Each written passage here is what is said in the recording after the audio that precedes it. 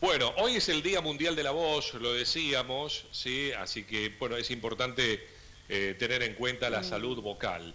Es Totalmente. importante tener en cuenta el cuidado, ¿sí? Sobre todo en esta época, lo decíamos en la apertura del programa, en donde muchas veces se afecta mucho la garganta. Es importante la hidratación, ¿sí? Es fundamental, podríamos decir, y también, entre otras cosas, la postura y demás.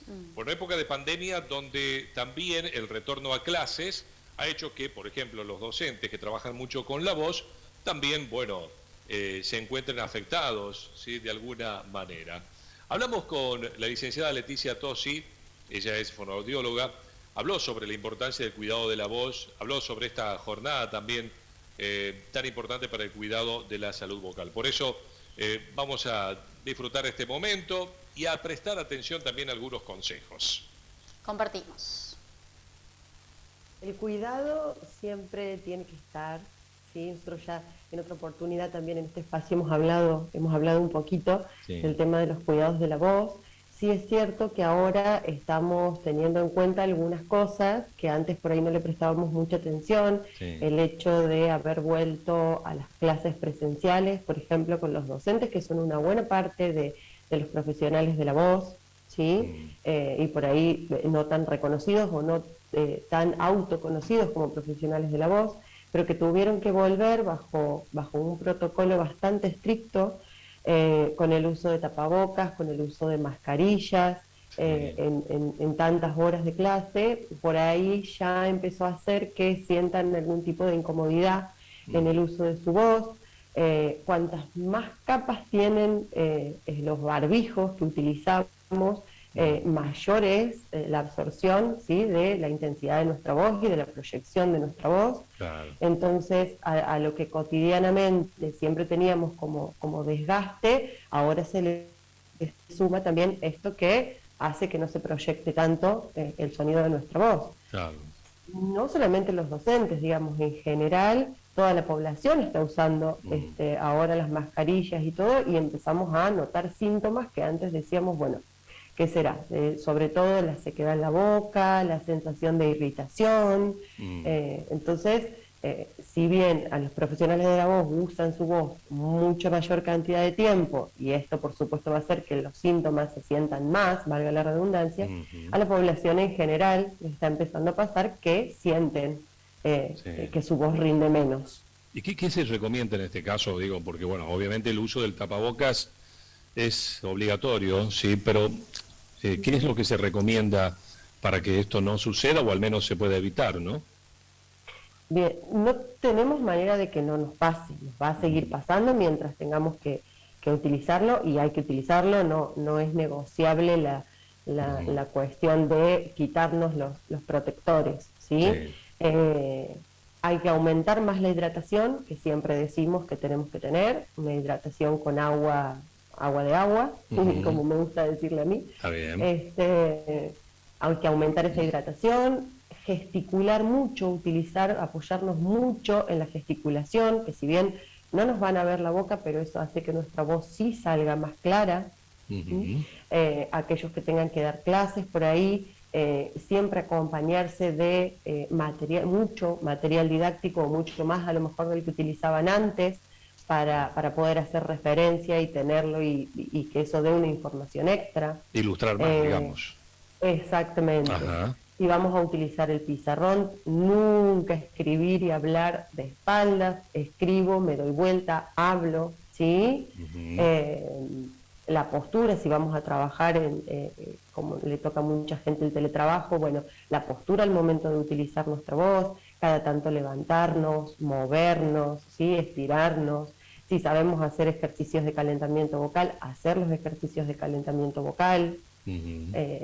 Descansar la voz, utilizarla por ahí un poco menos, no estar todo el tiempo, bueno, ahora voy a decir esto y lo hablo y después hago una charla allá y después otra charla para acá, y al final me termino dando cuenta que hablé muchas más cantidad de horas de las que debería haber hablado, ¿sí? No, digo, en esto de, por ejemplo, de utilizar los auriculares cuando trabajamos, tratar de que siempre sea uno, ¿sí? O sea, yo ahora tengo puesto bueno, que mi otro oído quede libre para poder monitorear cómo está saliendo mi voz, si estoy usando un volumen muy alto, si se está entendiendo bien lo que estoy diciendo, ¿sí? Eso también es importante tener en cuenta. Bien, bueno, digo, y este tiempo también, ¿se ha recibido muchas consultas con relación a esto? ¿Ha aumentado la consulta?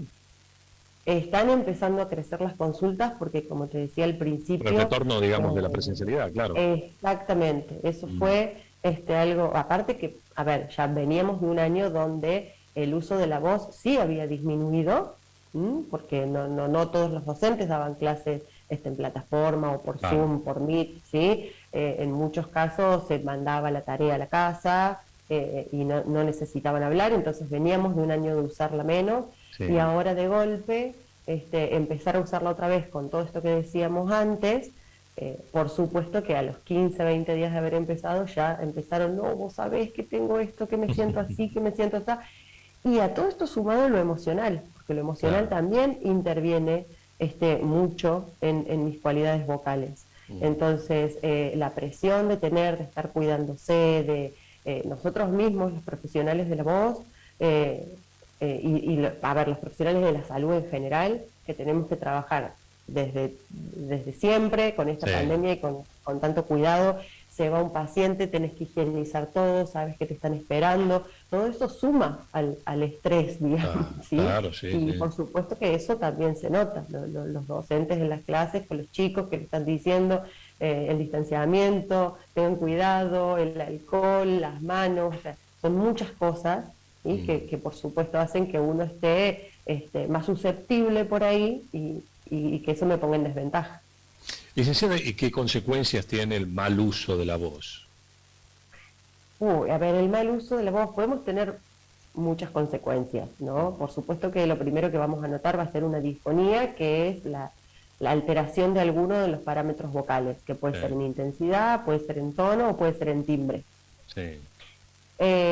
Siempre esto va a comenzar con un cansancio vocal. Nosotros podemos mejorar, o sea, con las horas de sueño recuperamos un poco de lo que hemos gastado, pero ¿qué es lo que sucede? Cuando ese desgaste es muy grande, a veces las horas de descanso no alcanzan, entonces se va acumulando. Si no hacemos una consulta rápidamente, estas disfonías que empiezan siempre siendo funcionales, pueden transformarse en una disfonía órgano-funcional, donde ya se empieza a alterar mi laringe o empiezan a aparecer patologías como nódulos, pólipos y demás, pero que todo comenzó por un mal uso. Claro, claro. Bueno. ¿Sí? Interesante, digo, esto, ¿no? A tener en cuenta, digo, para que cuando uno tenga este tipo de síntomas, acuda directamente, en este caso, a un fonoaudiólogo, ¿no? Para poder recibir, digamos, la indicación correcta, ¿va? Fonoaudiólogo o algún médico otorrinolaringólogo que quizás se especialice o se dedique a laringe. No todos los médicos otorrinos hacen laringe, algunos sí, otros no. El médico hará su evaluación más orgánica, o que tiene que ver más con lo orgánico, y nosotras hacemos la evaluación realmente funcional, acústica de esa voz, y vamos a trabajar en rehabilitar esas funciones para que estén mejor.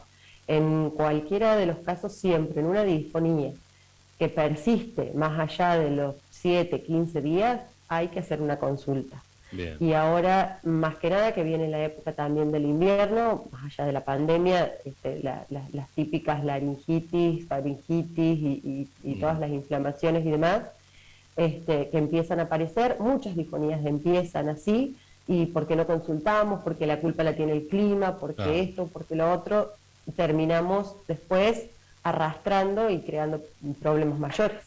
Está bien, perfecto. Bueno, a cuidar la voz entonces en este Día Mundial de la Voz. Licenciada, muchísimas gracias. No, por favor, muchas gracias a ustedes siempre por el espacio, a cuidarse, a hidratarse bien, y así vamos a tener voz por mucho tiempo. Muy bien, ahí está. Buen consejo este, ¿eh? Sin duda. Buenísimo. Hidratarse. Tan fácil como eso.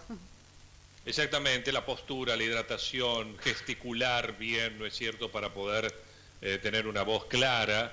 Y bueno, las recomendaciones, sobre todo a aquellas personas que utilizan el barbijo a la hora de comunicarse, también es importante, ¿no? Porque, bueno, como bien lo decía la licenciada, se han multiplicado las consultas por el esfuerzo, ¿sí?, que se hace en ese sentido también, ¿no?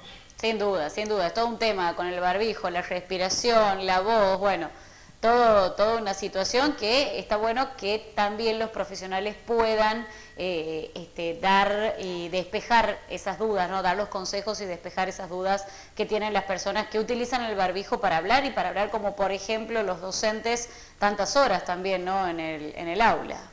Exactamente.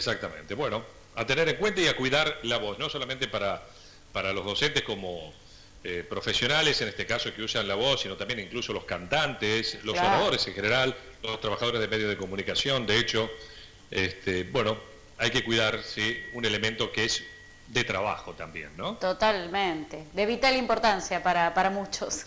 Así es, totalmente.